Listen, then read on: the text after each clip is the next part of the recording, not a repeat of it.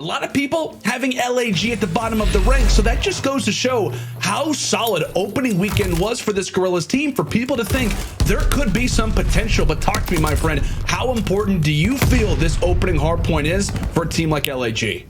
This opening hardpoint is everything to how the series is going to go, because we saw it in those game field keys to victory. They are 4-0 ever since kickoff weekend. So as long as they can keep up that pressure and starting off hot, because on the opposite side for Ultra, they're starting off slow a majority of their series. They cannot go out and win that first hardpoint. So it's all about winning this first map if you're LAG to make that series go to distance.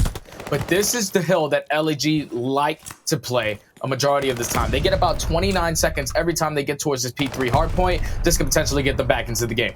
Yeah, which is kind of wild considering the way that this map likes to play, how scrappy this hill can be in particular. But the great stat nonetheless is LAG holding from the front. They'll eventually get dropped as Asem not wanting to let this one go without a fight. That's going to be 3 down for Toronto. Inside at least is able to grab one and try to even out the numbers. But that's right when Hook will look to try and strike on in. Back and forth we go. It's LAG with a slim lead as we will end things out inside of bottom Grandma's. Rotation now going over toward Barn once more, control from the Guerrillas. Yeah, and this is going to be a great hold from the Guerrillas, at least off the rip, as Bance is trying to attack from the left side of middle map. It's going to be a clean 4 dead, so they have the spawns. They're keeping control of back Barn. They're forcing all of Toronto Ultra to continuously spawn towards Plat. Trey's going back and forth, currently up by 15 points. At that next rotation inside of water, this time it's going to be Toronto there off the gates. Asem trying to make a play inside of bottom Grandma's. He gets dropped. And we'll see what Ultra can do. As like we said, they've got a good position set up as LAG look to make their way around the back. Yeah, I love these kits, man. Look good, play good. And so far, both of these teams are really stepping up on this map. Number one, as LAG are able to find 3 and flip those spawns with a clean 4 deads. So now 30 seconds remaining on this point. If you're LAG, you can take this lead, but you have to hold this push. You're going to be rotating towards P1, where a majority of these players are not going to be playing for any time. You just want to be sure that you're able to get a good chunk of this off of this P5. And really, as we talked about, Toronto, not the greatest of performances so far on Bocage as they look to try and rewrite the script. But so far in the kill totals, take a look at Gunless's numbers. 23 and 15, now making 24 and 15. Pierce is off to an electric start. As we said, based off of the overall points in this game, you wouldn't know that, but he is putting on a clinic. The automaton, I mean, what Chance mentioned in the last series, getting a little bit more shine here on Bocage. You're seeing both teams at some points rocking out 2 rather than the typical 1-3 setup. A lot of teams taking pages out of Atlanta FaZe's book, and for good reason. Gunless getting a lot of positives from that, as now it's Asem's turn to put it on a heater. Nearly finds 5 in a row. The hill continues to balance back and forward. It's LAG with the time for a second. Toronto able to jump on in. And as we said, Jay, it is the automatons that are doing a majority of the damage. And how they look at this next hill to potentially be their key back into this game. And so far, Jay, it looks to be exactly the case. They've held every second so far here on Barn. Still yet for anything to be contested. One less player is going to try to go for a challenge. He gets cut down. And so it appears it very well might be a full 60 over at Barn. LAG just like that, not only bring it back in the game, but now we're up by 20 points. We'll see if they can be given that. I believe that stun does open things up eventually for Asem. The great coordination as that'll equal out to a 2-piece. Nearly makes it a 3rd. Kleenex will be able to escape with his life inside of Grandma's. With 3 seconds on this hill, it is all going to be about this next rotation. We talk about it constantly. So far on Bocage, this appears to be the money hill right now on this map. And with the game on the line, and with a huge map right now for LAG, all things considered, they cannot afford to drop 25 seconds now on the game clock. As LAG will have to try to stop this one. It's only going to be a 4-point game if they can hold this time. If they can win these 1v1 fights, and they'll do exactly that. Great plays coming in from LAG. They'll look to stay on it, and that could work out for the Guerrillas. Maybe one more push. Now primed up and ready. It's a 1-for-1 trade to start, but it's Asem. It's Hook. They combine for a few, and now they will hold on to spawns. They break on in, and with 7 seconds on the clock, this game is still very much alive. That's going to be 4 down in the feed. Toronto now to try to re-challenge themselves. Back and forth we go. Asem trying to push out these lanes. Nobody from Toronto can even see the point, but it's now going to be on the rotation. A contest for a moment. Toronto with the scoring advantage as they will hold on to the seconds. LAG, what can they do? A push is going to have to come in from somebody. Somebody's going to have to get on the point. A contest will not allow for this one. to continue as Toronto. A wild hardpoint victory. The rotation is theirs. Into Tuscan Search Destroy we go, and we will be in the Italian streets for a while. So it's going to be our next 2 maps after this one. Toronto taking the game number 1 on Bocage in a very interesting way. But here we are already into the attack as LAG. Successful in planting down that bomb, but it is going to be the Ultra successfully grabbing in that first blood. Kleenex is going to make it 2. Now up to Hook and Asim. So now in the 4v2, Hook has to try to make a play. He does find one. Spots a second as well. Makes it a 2v2 immediately. 25 seconds left. Both players from the Ultra are going to be in towards the middle of the map. And time is starting to dwindle. What looked like to be an LAG just not guaranteed round. They still have the chance to clutch it here. Yeah, they absolutely do. Pants coming around the corner, able to take down Asim. Now it's all going to be on to Hook, trying to play the time, but Bance will secure it. Allows for Kleenex to have a successful defuse. What looked like it could have been a 2v4 off the back of the SMG duo themselves. It will be the other SMG duo already out of the gates at 4-1. Meanwhile, it is his SMG duo in Asim locking in that objective nice and early.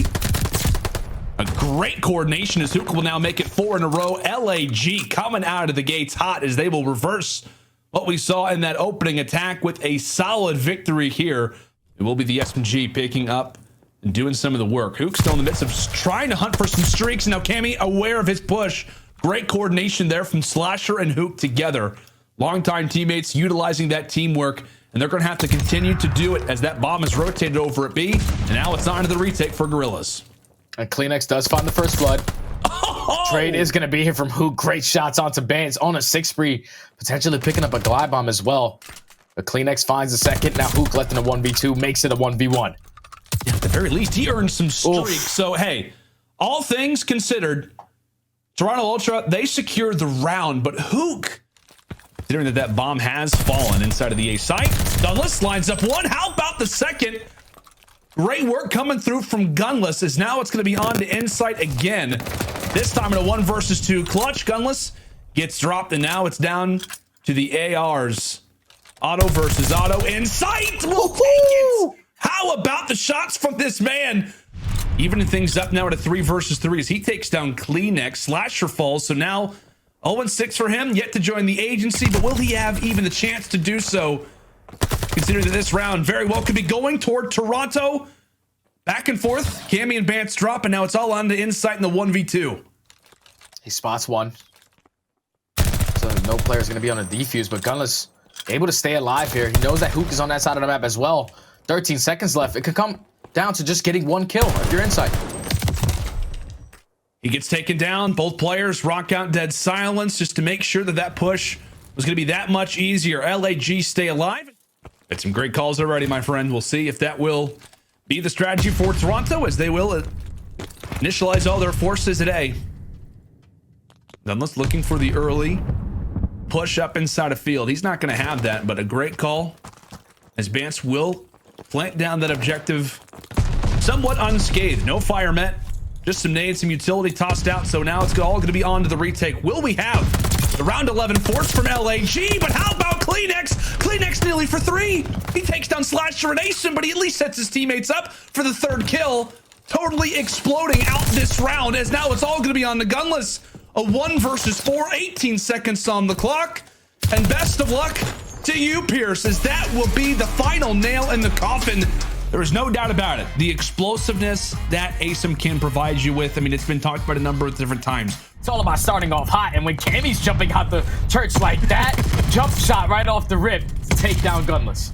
Yeah, some great aggression being shown from the Ultra. Maybe they have taken the chains off of Cammy and just allowed for this man to fly, and he has fried so far throughout this series. Some great work coming in from the Ultra off the rip. First 30 seconds are in, and to somewhat of a surprise, LAG yet to get a ton of progress over at this A objective as Bance now off the 3 streak of his own. Life count currently even, but the Guerrillas, they've got to eventually make their way over at that A point, and Kleenex and co are doing a great job at limiting any of that presence constantly. You have a couple players from the Ultra already in this position. Kleenex is going to go for the challenge, unfortunately lose the gunfight, so now he leaves Cammy here by himself. The current 3 versus 1 in the floor, but Cammy You've got to be kidding me. Not just takes down one, or rather doesn't just take down one, he takes down two. Unbelievable work there from the Scotsman, as Hook will do everything he can just to try and stop the clock, but that is not going to work for him. Insight does get taken down inside of you, so the clock will stop at 0.3 seconds. LAG finally able to see this bad boy after 1 minute and 30 seconds. And the question remains whether or not they will be able to take it. Asim aware of the flank. Kleenex, though, able to win it that much stronger so far. But again, 0.3 on the clock. LAG eventually get pinched on out, and talk about a dominant round. He's excited. Yeah, he's definitely excited for how this round is turning out. As Slasher does find one in towards Top Church. The trade is going to be there from Cammy. But this has been a great hold. 10-10 from LAG with 1 minute 17. Could not allow one of these Ultra players to be the playmaker. The closest one is going to be inside. He is going to be bottom. Church wins a huge one-on-one versus Gunless. Now this should open up this top plat push coming in from Ultra. Well, there's a reason to bark. Some great plays coming in from the Ultras. They'll get the 3-for-1 in their favor. Cammy, around the corner he goes. My word. Slasher never stood a chance. That's now going to be 2 ticks already in for Toronto. They continue to apply the pressure as Cammy. That's going to be a 7 spree. Talk about streaks and talk about a round number 2 win. The ultimate test for them right now. Potentially what could be a failing grade, as now 4-7 in lives. Vance is able to take down one, also escapes with his life. He's going to be aware of this push as one player has made his way toward the back. Slasher, he gets found out as the pressure will look to get applied toward the front. Hook has also made his way behind enemy lines. It's a big 1v1. He versus Bance, but Bance is able to take it. Now a 2v5. It's on to Bance and Cammy, and the Scotsman will bring out the glide bomb. You've got to be kidding me. They might walk away with this. It's now a 1 versus 3, all on to Cammy. Slides out, takes one down on the Slasher, also takes it on to Hook. It's a 1v1. Asim will take him down on the ladder in what had to be a 1v1 victory for him. You've got to be kidding me. Ultra is still going to be leading in that kill department. So if it does go to a round number 5, Ultra will be on the defense. As you see, LAG are able to find a clean 4, and with 30 seconds left, Ultra have yet to complete this 8-point. Exactly what Ultra are able to do the very first defense, or what LAG are responding to try to get us to a round number 5. 13 seconds stopped on the clock. Insight for one. A little shaky shots there for the second.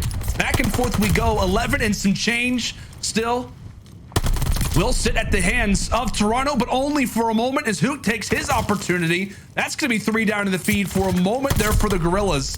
With 3 seconds left, LAG making this a non-laughing matter off of what was a crazy clutch. Us thinking, okay, cool. That's going to be Asim for now. He's going to rock dead silence and try to find a few toward the middle side of the map. Toronto still with a great hold through the middle. LAG yet to really get anything going. These have been some solid defensive rounds. We've seen Toronto have theirs. We've had Guerrillas as well take a great one in that round prior to this. But LAG maybe with some light, as that'll be 3, make it 4. In terms of the feed favoring them, as they'll stop the clock and now secure that first tick of day. You have to get up to P5, and this is going to be a huge gunfight coming in from Gunless and Kleenex. Gunless is actually able to win it. This could be the opening for the LAG. Big moment right now from the Guerrillas. Not only does Gunless find one, Hook does as well. Insight with no information toward the backside of Church, but no information very well could be information in general.